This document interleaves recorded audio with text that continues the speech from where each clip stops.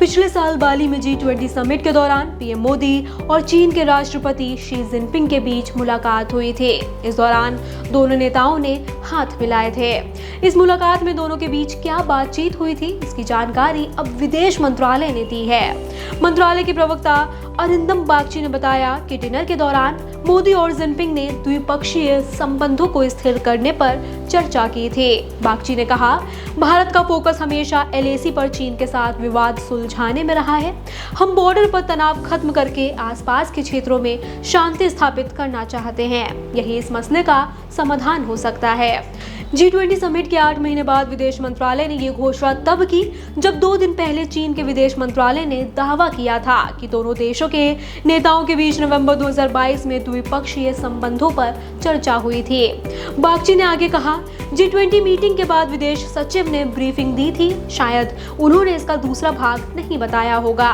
Dinner के वक्त दोनों नेताओं ने एक दूसरे का अभिवादन किया था और इसी दौरान उनके बीच द्विपक्षीय संबंधों को लेकर सामान्य चर्चा हुई थी।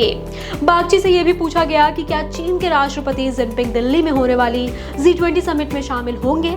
इस पर उन्होंने कहा, भारत सभी आमंत्रित नेताओं की भागीदारी और समिट की सफलता के लिए पूरी कोशिश कर रहा है। दरअसल जोहान्सबर्ग में 2 दिन पहले राष्ट्रीय सुरक्षा सलाहकार अजीत डोभाल और चीनी राजनयिक वांग यी की मुलाकात हुई थी।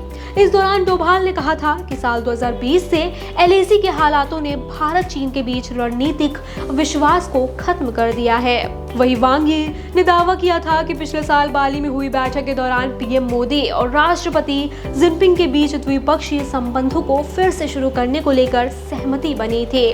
जोहान्सबर्ग में फ्रेंड्स ऑफ ब्रिक्स मीटिंग के दौरान चीन की electric vehicle company BYD Motors का भारत में प्लांट लगाने का प्रस्ताव खारिज होने के बाद वांग यी ने इस पर दोबारा विचार करने की अपील की थी। वांग यी ने कहा था, भारत और चीन एक दूसरे के दुश्मन नहीं हैं और नई दिल्ली को अपने फैसले पर दोबारा विचार करना चाहिए। दोनों देश चाहे एक दूसरे का समर्थन करें या विरोध, इसका सीधा असर भारत चीन के विकास और वैश्विक परिदृश्य पर पड़ेगा। जयशंकर ने कहा था, भारत चीन बॉर्डर विवाद सबसे कठिन चैलेंज है। कुछ दिन पहले ही विदेश मंत्री एस जयशंकर भी ब्रिक्स की एक मीटिंग में शामिल हुए थे।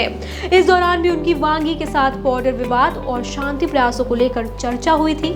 तब जयशंकर ने भारत चीन बॉर्डर पर पिछले 3 सालों से जारी तनाव को अपने करियर का सबसे कठिन डिप्लोमेटिक चैलेंज बताया था।